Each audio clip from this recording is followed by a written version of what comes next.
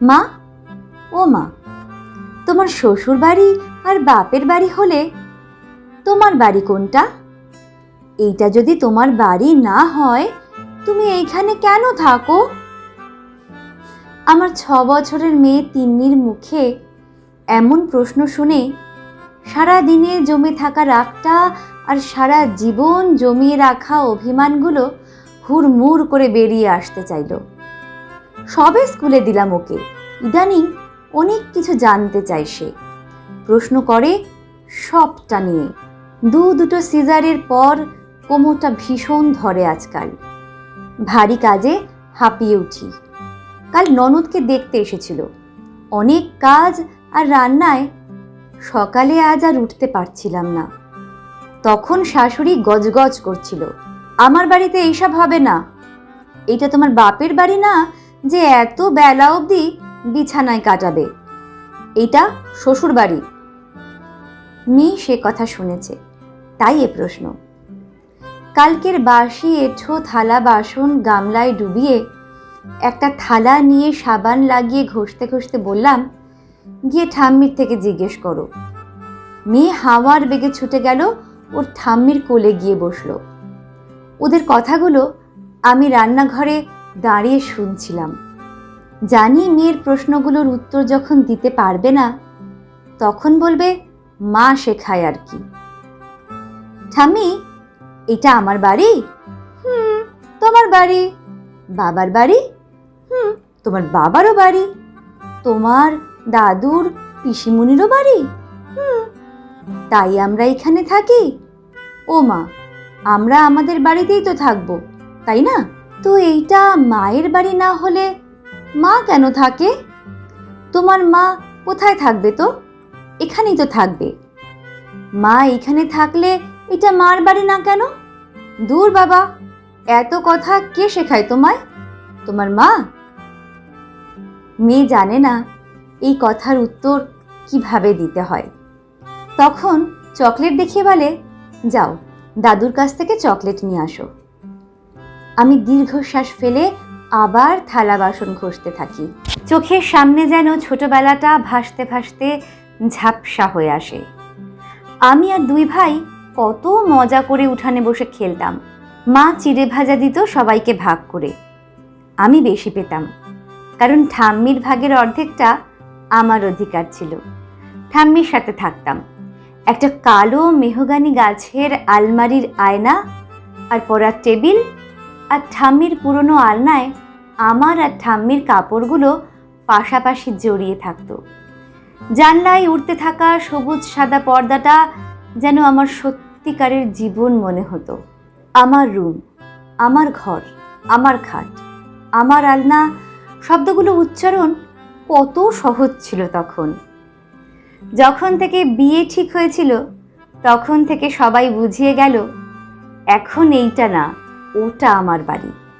সেখানে শাক দিয়ে ভাত খেলেও বাপের বাড়িতে এসে বলতে হবে মাংস ছিল।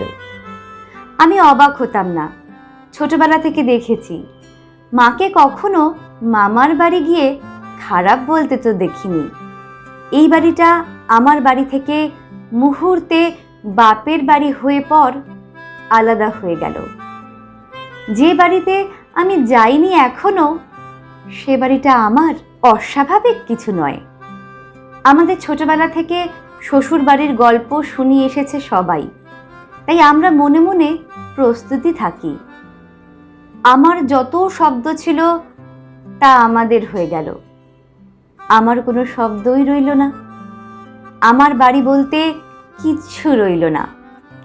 কেউ যখন জিজ্ঞেস করে তোমাদের বাড়ি কোথায়, অন্য সবার মতো আমিও বলতে শুরু করি বাপের বাড়ি অমুক জায়গায়, শ্বশুর বাড়ি অমুক জায়গায়। ছোটবেলা থেকে এত শুনি আমরা এই লাইনটা, এইটার ভেতর হারিয়ে যাওয়া আমিটাকে আলাদা করে কখনো কারো চোখেই পড়ে না।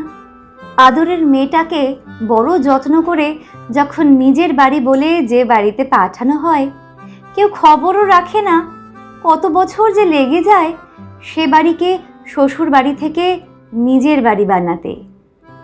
কত কিছু যে সয়ে যেতে হয় শুধু মানুষগুলোকে নিজের আপন করার চেষ্টায়। কেন যে মানুষগুলো আপন করতে পারে না, যখন পারে না তখন কেন যে ওরা আনে কোনো মেয়েকে?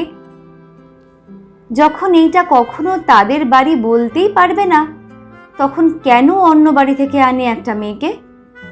বাপের বাড়ি থেকে কি দিল? বাপের বাড়ি না এটা, এটা কি তোমার নিজের বাড়ি? এত সাহস হয় কোত্থেকে? এইসব এই বাড়িতে হয় না।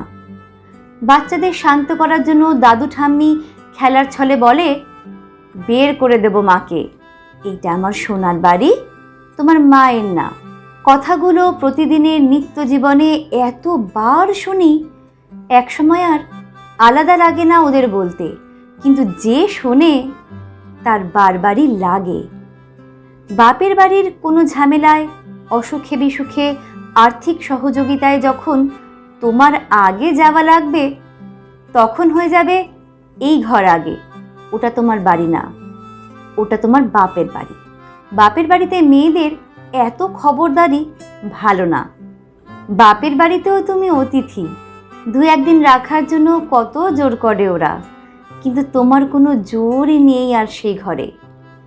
কখনো রাগ করে কোনো বিপদে প্রথম আশ্রয় হিসাবে বাপের বাড়িতেই যায় মেয়েরা, আর তখন তাদের প্রথম দায়িত্ব হলো আমাদের বোঝানো, ওটাই আসল বাড়ি, সেখানেই তোমায় মরতে হবে, থাকো কিছুদিন, তবে জীবনটা ওইখানেই।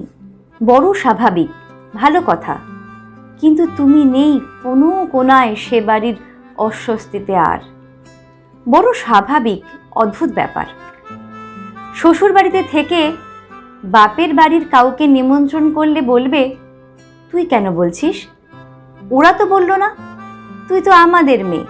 যদি বাপের বাড়িতে গিয়ে কোনো অনুষ্ঠানের জন্য শ্বশুর বাড়িতে নিমন্ত্রণ করি, তখন এরা বলবে, তুমি কেন করছো? তুমি তো আমাদের বউ। ওরা তো করলো না। এই কথাগুলো সাধারণ পরিবারের বড় সাধারণ কথায় মেয়েটা একসময় নিজেই ভুলে যায় প্রশ্ন করতে, আমি কোনো বাড়ির মানুষ তো? সবার ভাগ্য অবশ্য এক হয় না, সবাই নিজের বাড়ি পায় না তা না, আসলে বাড়ি পায় না, পায় মানুষগুলো। যে শ্বশুর বাড়িতে মানুষগুলো আপন হয়, সে বাড়িটা নিজের হয়। আর অধিকাংশরাই সবটা দিয়ে শুধু পায়, এই বাড়িতে এই সব চলবে না, এইটা তোমার বাড়ি না।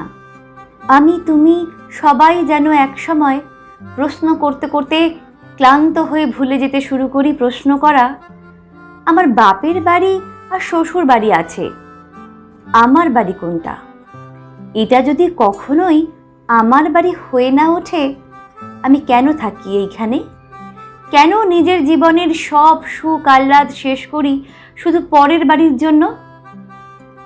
আমার বাড়ি কোনটা একটু বলো না কেউ। মেয়ে, তোমার বাড়ি কোনটা? কলমে দোলনা বড়ুয়া তৃষা, কণ্ঠে আমি, তানিয়া।